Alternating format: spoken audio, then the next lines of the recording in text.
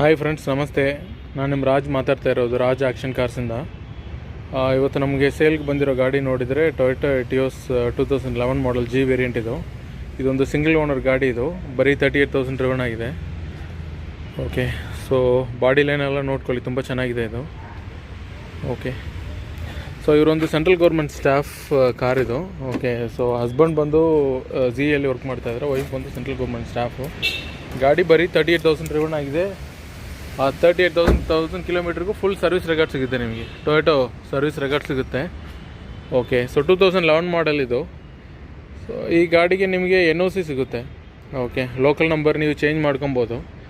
2011 ಅಂತ ಹೇಳಿ ನೀವು ಥಿಂಕ್ ಮಾಡಬೇಡಿ, ಯಾಕೆಂದರೆ Toyota is made for 10 lakh kilometre. So ಇದು ಮಾಡೆಲ್ ಮೇಲೆ ಪರ್ಫಾರ್ಮೆನ್ಸ್ ಏನೂ ಡಿಪೆಂಡ್ ಆಗಲ್ಲ ಯಾವಾಗಲೂ.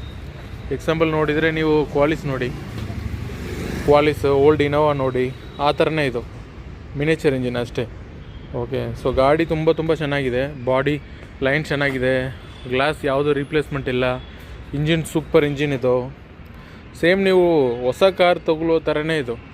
ನೀವು ಇವಾಗ ಹೋಗಿ ಶೋರೂಮಲ್ಲಿ ಏನಾದರೂ ಒಂದು ಚಿಕ್ಕ ಗಾಡಿಗಳು ತೊಗೊಳ್ಳೋದಕ್ಕಿಂತ ಈ ಗಾಡಿ ತೊಗೊಂಡ್ರೆ ನಿಮಗೆ 10 lakhs ಕಿಲೋಮೀಟರ್ ಆರಾಮಾಗಿ ಹೊಡಿಬೋದು. ಸೊ ನಿಮಗೆ ಸ್ಟಾರ್ಟ್ ಮಾಡಿ ತೋರಿಸ್ತೀನಿ ನೋಡಿ. ಬಾಡಿ ಲೈನೆಲ್ಲ ತುಂಬ ಎಕ್ಸಲೆಂಟ್ ಆಗಿದೆ. ಓಕೆ, ಇಂಟೀರಿಯರ್ ಕೂಡ ಚೆನ್ನಾಗಿದೆ. ಸೊ ರೀಸೆಂಟಾಗಿ ಸೀಟ್ ಕವರ್ ಚೇಂಜ್ ಮಾಡಿದ್ದಾರೆ.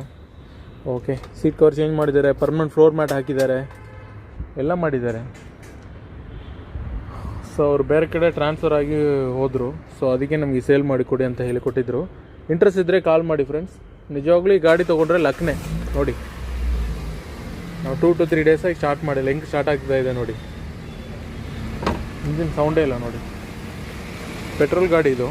ನಿಮಗೆ ಹೆಂಗಾದ್ರೂ ಒಂದು 80 into 20 ಸಿಗುತ್ತೆ ನಿಮಗೆ. ಹೈವೇಸಲ್ಲಿ 20 ಸಿಗುತ್ತೆ. ನಂಬರ್ ನೋಡ್ಕೊಳ್ಳಿ. ಇಂಟ್ರೆಸ್ಟ್ ಇದ್ದರೆ ಕಾಲ್ ಮಾಡಿ ಫ್ರೆಂಡ್ಸ್. ಥ್ಯಾಂಕ್ಸ್.